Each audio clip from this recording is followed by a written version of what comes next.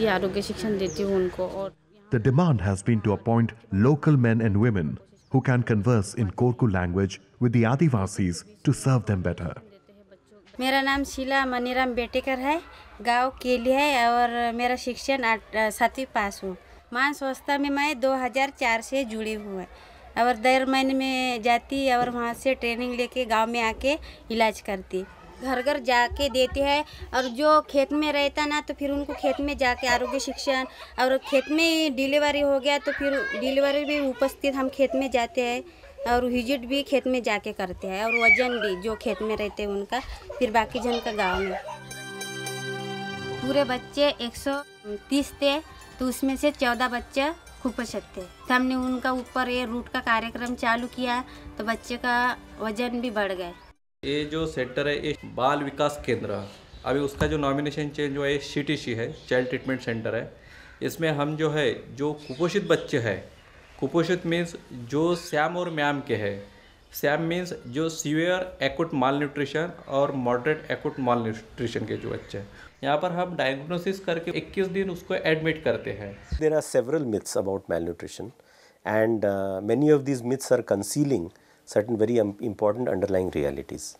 And one of these myths is that severe malnutrition is the only problem that we need to worry about, and that is the main problem, and mild and moderate malnutrition are, like relatively minor issues.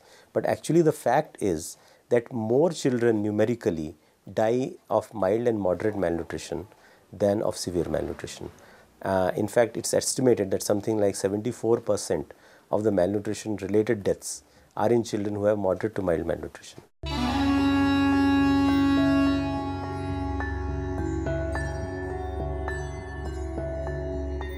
We travel further into the hills towards Utavli village in Dharni Taluka, Amravati district, to meet Dr. Ashish Sathav, who runs Mahatma Gandhi Tribal Hospital. And it is situated in the Satpura hills, surrounded by forest. This is called as Melghat Forest, Tiger Reserve Forest. It's completely isolated from the modern world. Patients from throughout the Melghat and surrounding Madhya Pradesh, they do come here. And from the 1st of this month, we have started the Gynae Obstetrics Hospital and Pediatric Hospital also.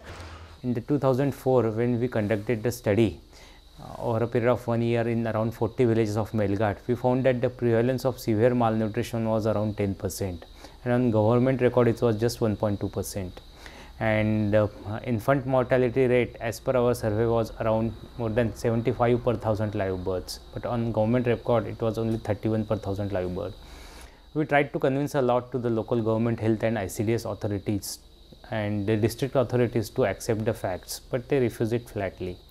So we are forced to approach to media, and later on government of Maharashtra, due to assembly questions, sent a special mission, that is Rajmata Jijau mission of for mother and child nutrition and health mission, along with UNICEF. A team of 20 experts people came here and they interviewed me and then verified in 6 different villages of Melghat, and they realized the reality.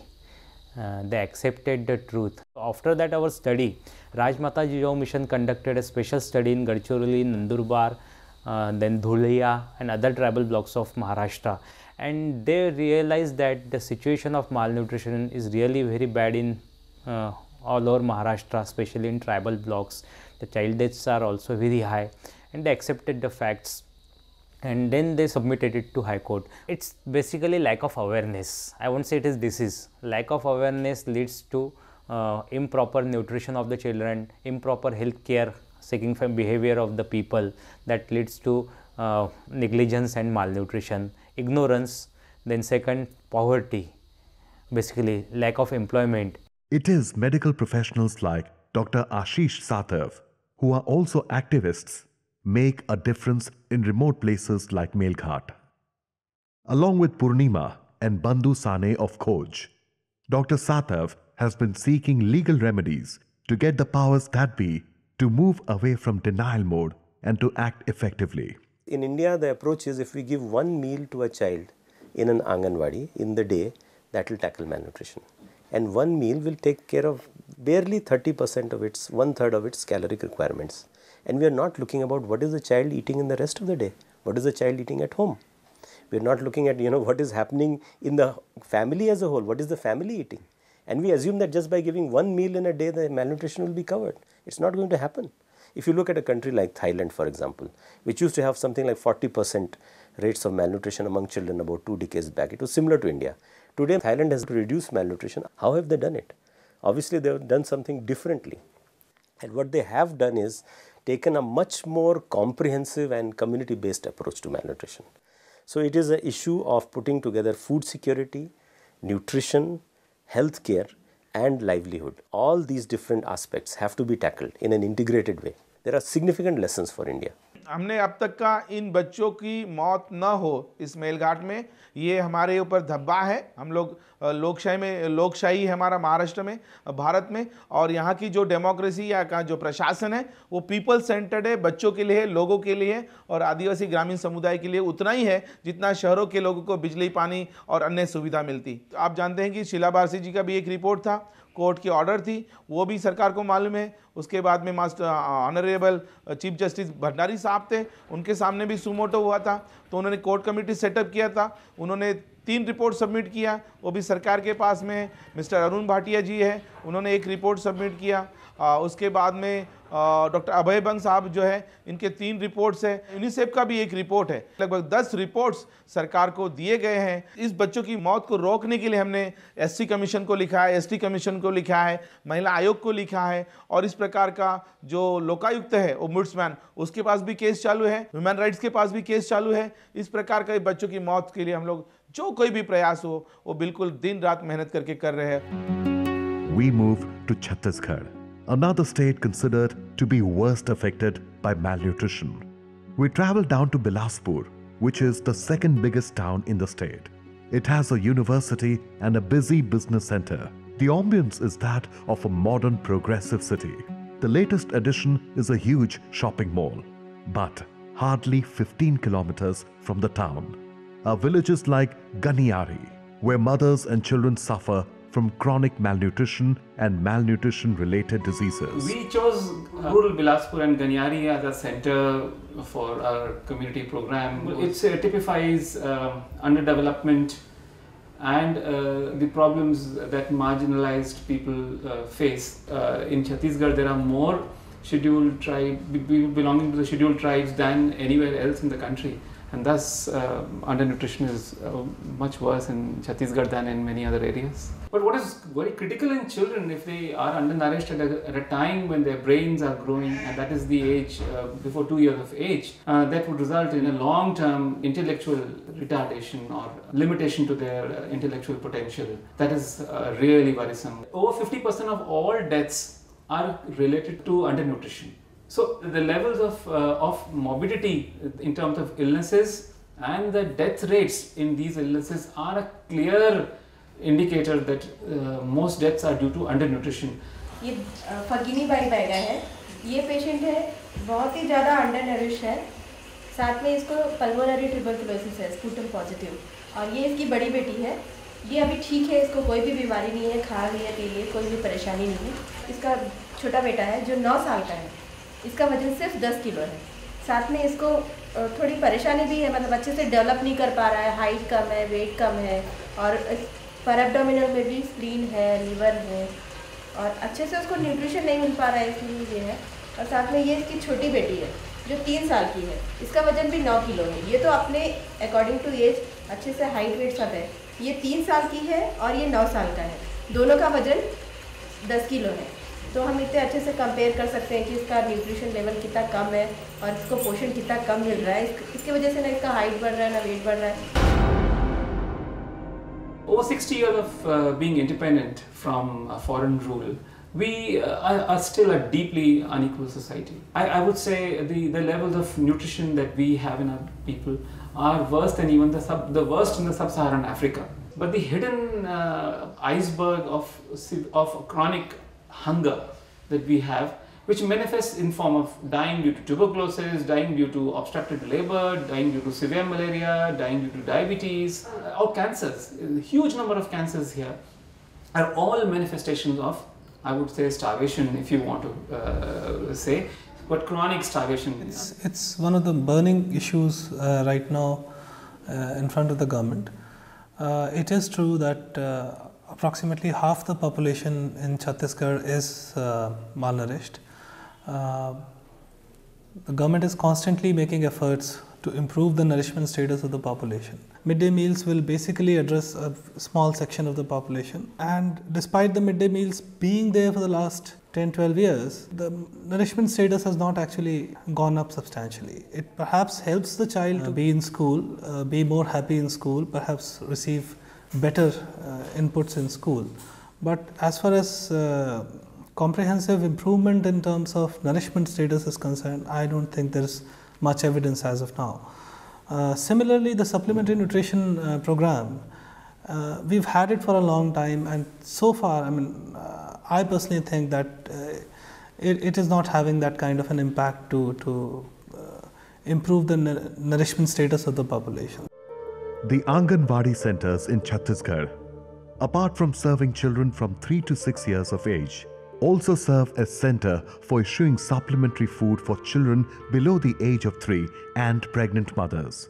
3 साल के नीचे जो 6 महीने से 3 साल तक के बच्चे हैं, 3 साल जिसका नहीं होता है, जैसे ही 3 साल लगता तो आंगनबाड़ी में आ जाएंगे, तो वो बच्चे THR ले जाते हैं। प्रति मंगलवार को हम लोग THR बांटते हैं। रेडी टू ईट का पैकेट है 750 ग्राम का, वो पैकेट उनको 6 दिन के लिए एक पैकेट दिया जाता है, और माता को ये बताया जाता है कि ये पैकेट 6 दिन में बच्चे को खिलाएंगे।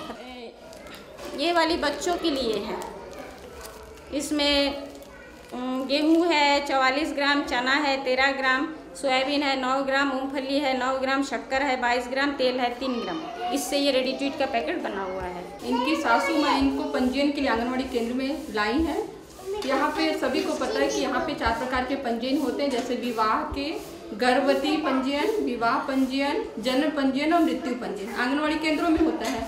The Anganwadi also doubles up as a counseling center for expectant mothers and keeps track of the progress of pregnancy. As far as malnutrition is concerned, it used to be only 6 lakh Anganwadi centers in 2002. Now we have 14 lakh Anganwadi centers.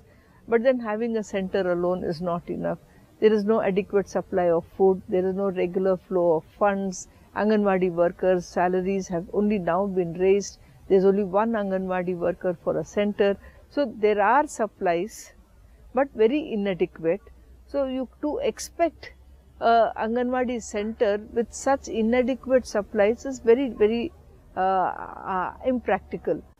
Right to food, food security is absolutely essential. But then what is more important is, rather than just focusing on food grains, is more important is to perhaps look at the diet, the mix of various inputs such as proteins, carbohydrates, etc., and how to provide these inputs to the population through PDS is what perhaps can lead to a better approach and solution to the problem. Where are the nutrients we are talking about?